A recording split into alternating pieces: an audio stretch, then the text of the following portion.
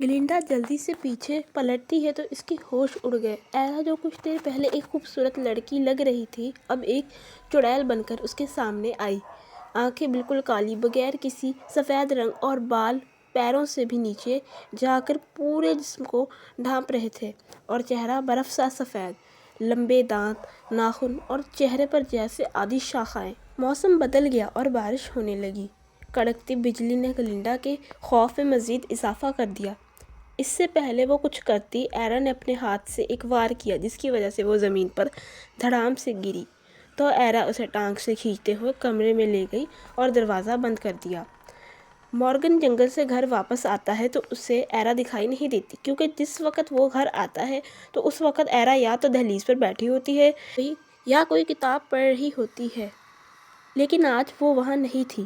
وہ گھبرا گیا اور جلدی سے گھر کے اندر داخل ہوا، لیکن سب کچھ نارمل تھا۔ اس نے ایرا کو بلایا تو وہ کمرے سے باہر آئی، لیکن اس کے کپڑے اور چہرے پر خون کے چھینٹے تھے۔ مورگن وہیں کھڑا کا کھڑا رہ گیا۔ اسے لگا کہ ایرا نے گاؤں والوں میں سے کسی ایک کو مار کر کھا لیا ہے، لیکن اگلے ہی لمحے وہ زمین پر گرا جب ایرا نے اسے کہا، "تمہاری منگیتر آئی ہے آج تو میں نے اس کا اچھی طرح سے دھیان رکھا ہے۔" ایرا خود کو سنبھالتے ہوئے وہ اٹھا۔ "یہ تم نے کیا کیا؟ تم نے گلینڈا کو کیوں مار ڈالا؟ اس سے تمہارا کیا بگاڑا تھا؟ تم اگر مجھ سے غصہ تھی تو مجھ پر اپنا غصہ نکالتی، اسے کیوں مارا؟" ایرا کچھ دیر خاموش رہنے کے بعد بولی، "یہ خون میرا ہے۔ تمہاری منگیتر تمہارے گھر والوں کو سب کچھ بتانے جا رہی تھی۔ میں نے اسے بے ہوش کر کے کمرے میں لٹا دیا، لیکن کچھ ہی دیر میں وہ ہوش میں آ گئی اور ہمارے درمیان ہاتھا پائی شروع ہو گئی۔ بس اسی کا نتیجہ ہے یہ۔ اسے اتنی زیادہ چوٹ نہیں آئی۔ فکر مت کرو، لیکن اس بات سے تم اندازہ لگا لو کہ تمہیں مجھ پر کتنا اعتبار ہے۔ شام کو چاہے جتنے بھی بار دودھ پلا لو، ایک نہ ایک دن تو وہ ڈس ہی لیتا ہے۔" مورگن خاموش رہا جبکہ ایرا دہلیز پر جا کر بیٹھ گئی۔ مورگن اٹھا اور کمرے میں گیا۔ گلینڈا کو ہوش میں لاتا ہے۔ گلینڈا جو ایرا کے ایک تھپڑ کی وجہ سے بے ہوش ہو گئی تھی، مورگن کو اپنے سامنے پا کر رونے لگی اور اسے گلے لگا لیا۔ "مورگن، خدا کا شکر ہے کہ تم ٹھیک ہو، ورنہ میں تو سمجھی تھی کہ اس چڑیل کے ہاتھوں آج میں ماری جاؤں گی۔ لیکن تم ٹھیک ہو؟ ہمیں یہاں سے نکلنا ہوگا۔ وہ اسی گھر میں ہے، وہ سب کو مار دے گی۔ ہمیں یہاں سے جانا ہوگا۔" مورگن اس کے ساتھ جانے سے انکار کر دیتا ہے۔ "آخر کیوں تم نہیں چل سکتے؟ مرنے کی کیا جلدی ہے تمہیں؟ بتاؤ، کم از کم میرے بارے میں ہی سوچو۔" وہ چلائی، لیکن اس نے نظریں چرائیں۔ "مورگن، کیا تم اس کو جانتے ہو؟ ایک منٹ، کہیں وہ تمہاری مرضی سے تو نہیں یہاں رہتی؟ ہاں بولو، جواب دو، چپ کیوں ہو؟ جواب دو۔" رو رو کر اس کی آنکھیں لال ہو گئی تھیں۔ "گلینڈا، وہ ایرا ہے۔" مورگن نے اسے بتایا۔ "کیا؟ یہ تم کیا کہہ رہے ہو؟ ایسا کیسے ہو سکتا ہے؟ یہ ناممکن ہے۔ مرے ہوئے لوگ واپس نہیں آ سکتے۔" مورگن چپ رہا۔ گلینڈا نے نظریں اٹھا کر دیکھا۔ وہ سمجھ گئی تھی کہ کیا ہو رہا ہے۔ "تم نے اسے نہیں مارا۔ کیوں نہیں مارا؟" وہ اس کو کندھوں سے پکڑ کر چلاتی ہے۔ "لیکن ایسا کیسے ہو سکتا ہے؟ بابا اور سردار نے خود دیکھا تھا اس کے جسم کے ٹکڑوں کو، وہ اسی کے تھے۔ پھر کیسے؟ کیسے؟" مورگن اسے سب بتاتا ہے کہ کیسے اس نے کسی دوسری لاش کے ٹکڑے کیے اور ان پر ایرا کا خون ڈالا تاکہ کسی کو پتہ نہ چلے۔ "لیکن کیوں؟ کیونکہ میں کسی کو بے گناہ مرتے نہیں دے سکتا، بنا سدھار کے تو بالکل بھی نہیں۔" گلینڈا خاموش رہی اور اس نے کوئی جواب نہ دیا۔ "میں تمہاری پریشانی سمجھ سکتا ہوں، لیکن یقین کرو ایرا پہلے جیسی نہیں رہی، وہ بدل گئی ہے۔" "گلینڈا!" وہ اس کے پاس آیا اور ہاتھ جوڑ کر بولا، "اگر تم واقعی میں مجھ سے محبت کرتی ہو تو میری کی گئی محبت کو ضائع مت کرنا۔ تمہیں تمہاری اسی محبت کا واسطہ ہے۔" گلینڈا سمجھ گئی۔ کچھ دیر وہاں رکنے کے بعد وہ وہاں سے جانے لگی تو گلینڈا نے جیسے ہی دروازہ پار کیا تو وہ پلٹی اور بولی، "ایک بات کہنا چاہتی ہوں، امید کرتی ہوں تم صحیح سے جواب دو گے، ایمانداری سے۔" "میں چپ رہوں گی۔ تم نے مجھے میری محبت کا واسطہ دیا ہے، لیکن میں تمہیں کس محبت کا واسطہ دوں کہ تم مجھے اور میری محبت کو رسوا نہ کرو؟ تم اس سے محبت کرتے ہو، ہے نا؟" مورگن چپ رہا، لیکن گلینڈا اس کی چپی کا مطلب سمجھ گئی۔ وہ وہاں سے چلی گئی۔ مورگن گھر کے اندر آتا ہے اور دروازہ بند ہو جاتا ہے۔ گلینڈا اپنے گھر پہنچی، لیکن اس سے پہلے وہ بیٹھ کر سانس بھی لے پاتی اس کے باپ نے اسے بلا لیا۔ رومن اور اس کا بھائی یورا مورگن کے ساتھ کیا ہوا یہ سب جاننے کے لیے اسے بلاتا ہے۔ اپنے اپنی بیٹی کو دیکھتا ہے۔ اس کے چہرے پر ایک تلخ مسکراہٹ تھی۔ آ گئی تم؟ مورگن کہاں ہے؟ ساتھ تھا نا وہ تمہارے؟ جی نہیں، وہ نہیں آیا بابا۔ وہ اٹھ کھڑا ہوا اور اپنی بیٹی کے پاس گیا۔ اس کے سر پر موجود زخم کو دیکھتے ہوئے وہ بولا، یہ کیسے لگی؟ وہ بس سفر کے دوران لگ گئی۔ رومن نے پھر سے پوچھا، کیا تم مجھ سے کچھ چھپا رہی ہو؟ نہیں بابا، اس نے ناں میں سر ہلایا۔ رومن پیچھے مڑا، پھر ایک جھٹکے سے وہ گلینڈا کی طرف مڑا اور اس کو ایک زوردار تھپڑ دے مارا۔ تھپڑ کی آواز خاموش کمرے میں گونجنے لگی۔ گلینڈا، تمہیں کیا لگا تم دونوں ہم سے سب کچھ چھپاؤ گے اور ہمیں کچھ پتا بھی نہ چلے گا؟ پاگل سمجھ رکھا ہے تم دونوں نے ہمیں۔ دفع ہو جاؤ اپنے کمرے میں اور اپنی شکل تب تک مت دکھانا جب تک مورگن یہاں آ نہیں جاتا۔ وہ روتے روتے چلی گئی۔ بھائی، اب ہمیں ہی کچھ کرنا ہوگا۔ اس آدمی کی بات 100% سچ تھی۔ رومن، اگلے 2 دن میں ہم یہ کام سر انجام دیں گے۔ میں اپنے بیٹے کو اور تکلیف میں نہیں دیکھ سکتا۔ مورگن آج شکار پر نہیں گیا تھا، وہ گھر پر تھا اور ایرا اپنے کمرے میں تھی جب دروازے پر دستک ہوئی اور کسی نے اسے پکارا، جان مورگن۔ کون؟ وہ یکدم سا اٹھا اور دوڑتا ہوا دروازے کی طرف بڑھا۔ اس نے جلدی سے دروازہ کھولا لیکن وہاں کوئی بھی نہ تھا۔ وہ گھر سے باہر نکلا اور آس پاس کے علاقے کا جائزہ لینے لگا۔ وہاں کوئی بھی نہ تھا۔ جیسے ہی وہ گھر کے اندر داخل ہوا تو وہاں ایک کبوتر کی طرح دکھنے والا عجیب کالے رنگ کا باز کی جسامت والا پرندہ دہلیز پر آ بیٹھا۔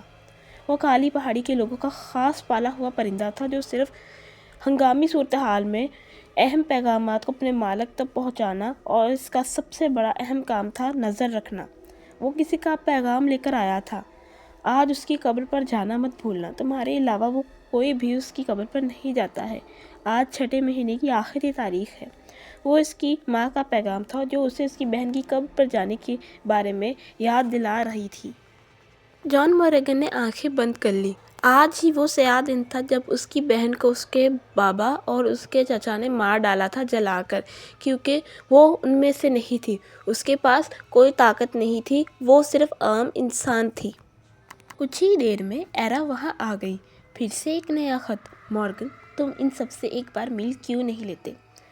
یہ ماں کا خط تھا، وہ میری بہن کی قبر پر جانے کو کہہ رہی تھی۔ تو تم جاؤ گے؟ اس نے سوال کیا۔ نہیں، میں تمہیں اکیلا نہیں چھوڑ سکتا۔ مورگن، میرے لیے اپنی ذمہ داریوں سے منہ نہ موڑو، تمہیں جانا چاہیے۔ لیکن تمہیں اکیلا نہیں کر سکتا۔ لیکن تمہارے علاوہ تمہاری بہن سے کوئی پیار نہیں کرتا ہے نا؟ تو تمہیں یہ فرض ادا کرنا چاہیے، اپنی ماں کو مایوس مت کرو۔ لیکن تم میرے جانے سے تم اکیلی پڑ جاؤ گی۔ میں کوئی بچی نہیں اور نہ ہی تم میرے باپ ہو، تو اس سے کیا فرق پڑتا ہے؟ وہ کچھ دیر تک خاموش رہا، پھر بولا، ایرا، تم بھی میرے ساتھ چلو نا، اسی بہانے تم بھی باہر نکل پاؤ گی اور مجھے فکر بھی نہیں ہوگی۔ اور تمہارے گھر والے، انہیں پتہ چل گیا تو؟ گھبراؤ نہیں، انہیں نہیں پتہ چلے گا، کیونکہ میری بہن کی قبر میں نے بہت دور بنائی ہے اور میرے علاوہ صرف امی جانتی ہیں، اس بارے میں کوئی اور نہیں جانتا۔ چلو میرے ساتھ۔ کچھ دیر تک بہلانے منانے کے بعد ایرا مان گئی اور جانے کو تیار ہو گئی۔ ان دونوں نے رات کا سفر کرنے پر حامی بھری۔ سفر کے دوران انہوں نے ایک دوسرے سے کوئی خاص بات نہیں کی۔ مورگن نے اپنی بہن کو بازار، جہاں بہت سے لوگ آتے جاتے رہتے تھے لیکن کے پاس ایک چھوٹے سے قبرستان میں دفنایا تھا، اور یہ جنگل کے قریب علاقہ تھا اور کالی پہاڑی کے لوگوں اور گاؤں دونوں سے کافی دور تھا۔ مورگن، مجھے نہیں پتا تھا کہ تم نے اپنی بہن کو یہاں دفنایا ہے۔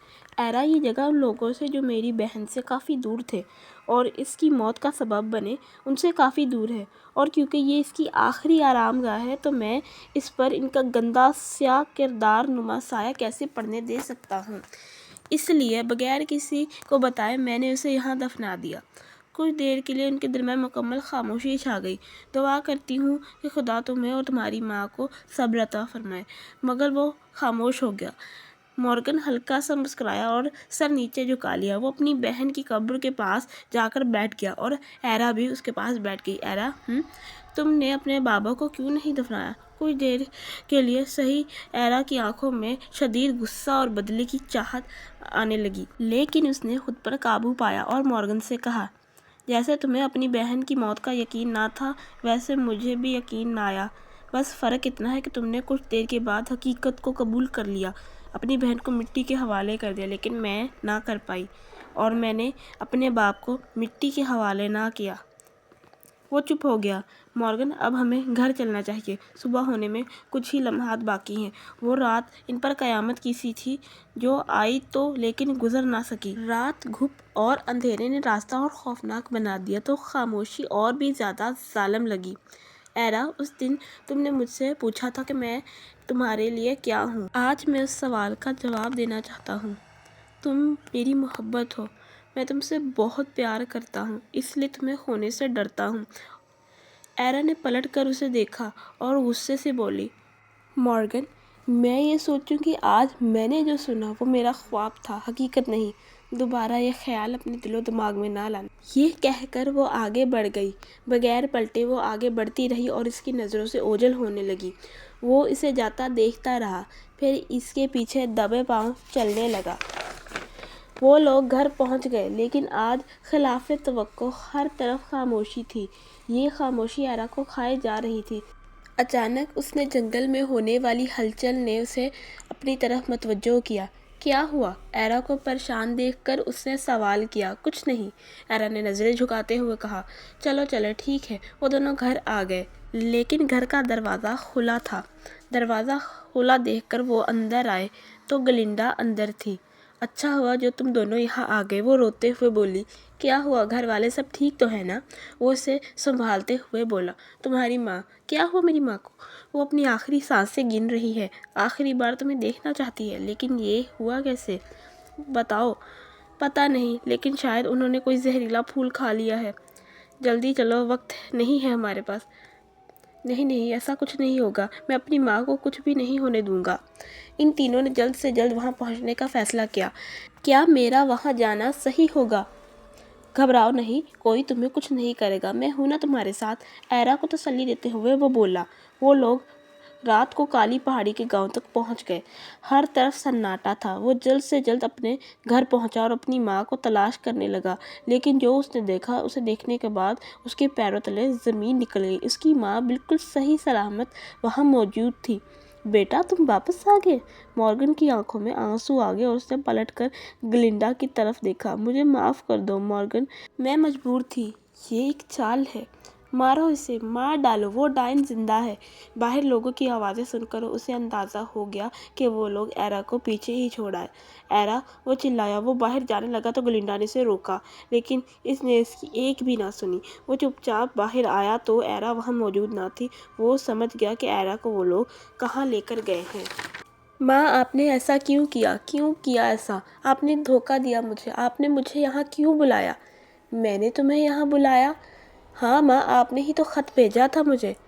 بچے، لیکن مجھے تو لکھنا پڑھنا ہی نہیں آتا، میں بھلا تمہیں خط کیسے بھیج سکتا؟ بغیر کسی اور دیکھ کے وہ وہاں اس جگہ پر پہنچا جہاں وہ لوگ ایرا کو لے کر گئے تھے۔ وہ وہاں پہنچا تو ایرا کو گھیرے کے اندر رکھا گیا تھا۔ رومن اور یورا بھی وہاں موجود تھے۔ بابا، یہ سب کچھ کیا ہو رہا ہے؟ یہ سوال ہمیں تم سے کرنا چاہیے۔ آخر کیوں؟ کیا تم نے ایسا کیوں کیا؟ کیوں دھوکہ دیا اپنے ہی لوگوں کو؟ میرے پاس وجہ ہے بابا۔ بھاڑ میں جائے تمہاری وجہ۔ تمہارے پاس صرف 15 منٹ ہے اسے مارنے کے لیے، 100 سے بھی زیادہ ٹکڑے کرو اس کے۔ ہرگز نہیں۔ وہ بنا سنے سمجھے گھیرے کے اندر داخل ہو گیا۔ مورگن، اس کا باپ، چلایا۔ بابا، آپ غلط ہیں۔ اچھا، تو اب تم ہمیں بتاؤ گے کہ کیا صحیح ہے کیا غلط؟ بابا، صحیح غلط کا فرق آپ نے اسی دن بھلا دیا تھا جب آپ نے اپنی بیٹی کو زندہ جلایا تھا۔ مورگن، وہ گرائے۔ حقیقت چھپائی چھپتی نہیں، لیکن وہ غلطی دوبارہ نہیں دہرائی جائے گی۔ میں آپ کو پھر سے کسی بے قصور کی جان نہیں لینے دوں گا۔ بے قصور نہیں ہے، یہ قاتل ہے، لاکھوں لوگوں کی جان لی ہے اس نے۔ یہ تو ہم نے بھی کیا ہے، تو پھر ہمیں اور اس میں کیا فرق ہے؟ ہم کون ہوتے ہیں اسے سزا دینے والے؟ مورگن نے 1000 دلائل دی، منتیں کی، لیکن کوئی فائدہ نہ ہوا۔ میں نہیں ماروں گا اسے، چاہے جو بھی ہو جائے۔ مورگن، خاموش ہو جاؤ، ایرا نے اسے روکتے ہوئے کہا۔ ایرا، تم گھبراؤ نہیں، میں تمہیں کچھ نہیں ہونے دوں گا، وہ اسے گلے لگاتے ہوئے بولا۔ مورگن، تمہیں رکنا ہوگا، میرے لیے اپنے گھر اور اپنے قبیلے والوں سے مقابلہ نہ کرو۔ کیوں نہیں؟ آخر کیوں نہیں؟ کیونکہ یہ مناسب نہیں ہے مورگن۔ وہ جیسا کہہ رہے ہیں کہو، جیسا کر رہے ہیں کرو، اسی میں تمہاری اور سب کی بھلائی ہے۔ نہیں، میں ایسا نہیں کر سکتا، وہ روتے ہوئے بولا۔ کیوں نہیں؟ ایرا نے سوال کیا۔ کیونکہ میں تم سے بہت پیار کرتا ہوں، بس اتنا۔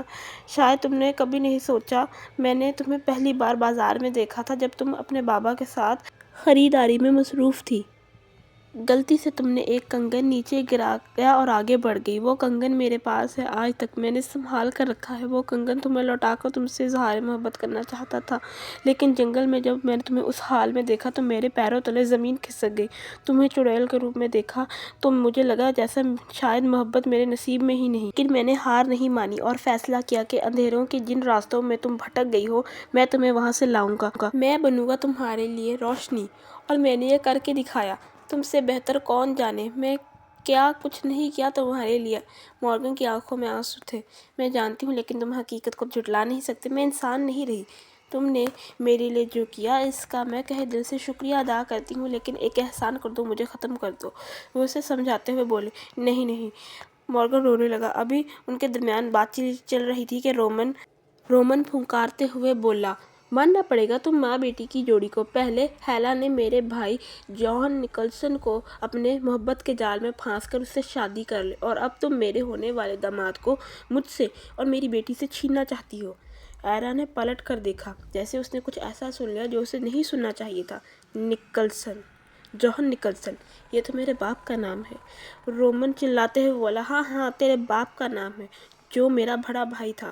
لیکن یہ کیسے ممکن ہے؟ بابا نے تو، رومن نے بات کاٹتے ہوئے کہا، غلط کہا تیرے باپ نے۔ ہم 3 بھائی تھے، اور تیرا باپ کالی پہاڑی کے لوگوں میں سے ایک تھا۔ تم لوگوں نے جو میرے ماں باپ کے ساتھ کیا، اس کے لیے تم لوگ بھگتو گے۔ میں ایرا نکلسن کی بیٹی، تم کالی پہاڑی والوں کو بدوا دیتی ہوں کہ آج سے تم لوگ میرے خوف میں جیو گے۔ تمہاری نسلیں میری منتظر ہوں گی واپسی کی۔ جب تک مجھے ہراؤ گے نہیں، چین تمہارا مقدر نہیں، سوائے تمہارے مورگن کے۔ لیکن بہت جلد تم میں سے کوئی جوڑا 2 جڑواں بچوں کو جنم دے گا، جس کے جسم پر شیطانی پھول کا نشان ہوگا۔ جب یہ بچے پیدا ہوں گے تو تمہاری تکلیف میں مزید اضافہ ہوگا۔ ایرا نے تلوار اٹھائی اور اپنے گلے پر رکھ دی۔